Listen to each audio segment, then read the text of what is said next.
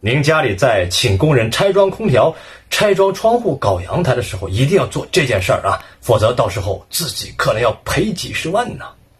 我山西大同有一个粉丝来福，他接了个活，是帮业主做2楼阳台和窗户的铁艺。那来福他自己他干不了这个，他就叫了一个工友去做，结果当天工友就从2楼摔了下来，死了。一审法院判业主和来福共同担责，共同赔偿工友这个家属74万。那业主不服上诉，2审呢改判了，由来福独自担责赔偿74万。来福就找我问，老方，这样判合法合理吗？那我说，你这个案子啊，其实涉及民事和刑事2部分呐。民事部分是来福你和死亡的工友是劳务关系，工友在给来福提供劳务过程中死亡，来福你要承担赔偿责任，你作为包工头。那么第一，你的责任就是没有审查工友的资质。国家规定操作2米以上的这种工程呢，就需要持有应急管理局发的高处作业证，而工友是没有这个证的，那就直接上2楼阳台安装这个铁艺，就埋下了事故隐患。第二，来福你也没有尽到安全保障义务。来福你雇请工友去2楼操作时候，你没有给工友提供安全绳呐，现场你没有这玩意儿啊。但凡是绑了这种绳子，就不会出人命的，是吧？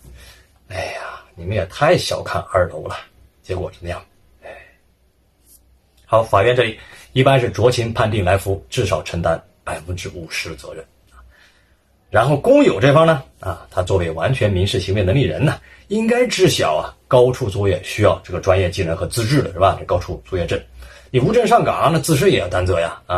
然后你没有安全绳，你就上床阳台什么的，你也是未尽到自身安全的注意义务自陷风险，则应自行承担一部分责任。法院这里呢，一般是酌情判工友自己承担30%责任。最后，虽然业主和来福是承揽关系承揽人工作致他人或自身损害，业主作为定作人他是不担责的记住这里但是如果业主没有审核来福这个团队是否有高处作业证这些资质的话，那就属于在定作指示或者选任时有过错，那么按照民法典也应承担一部分责任。法院这里一般是酌情判业主要承担20%的责任。好，比如死亡的赔偿金加丧葬费乱七八糟加起来总共是100万，那就是业主赔20万，来福赔50万，总共70万，给到死亡工友的家属。好了，综上所述，我和来福说个人认为一审判业主和你共同承担74万赔偿是合理合法的，但是2审改判你独自承担这个70多万赔偿嘛，好像不太合理建议来福申请再审。但是我建议来福在申请再审的同时尽快自己先赔偿那个死亡工友家属一部分钱，比如先给个20-30万这样的，你先稳定住家属为什么？不是说怕人家去法院闹，而是怕人家去公安局告因为人家可以控告你什么刑事犯罪，风险很大呀。那刑法重大责任事故罪，在生产作业中违反有关安全管理的规定，造成这个一人死亡的这种严重后果的，要判3年以下那么这里的有关安全管理的规定是什么呢？就是这个建设工程安全生产管理条例里面，你这个登高架设的作业人员，你必须要有刚才咱们说的这个高处作业证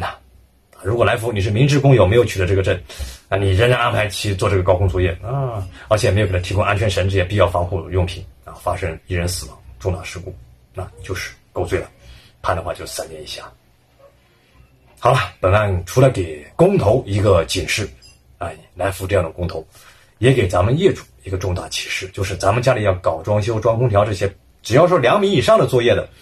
都必须让包工头或者具体操作的工人提供高处作业证并叮嘱一定要系安全绳的，并把这些都体现在微信聊天记录里保存好这样不仅可以避免无证上岗的小工人出事也避免咱们到时候承担天降横祸的巨额赔偿。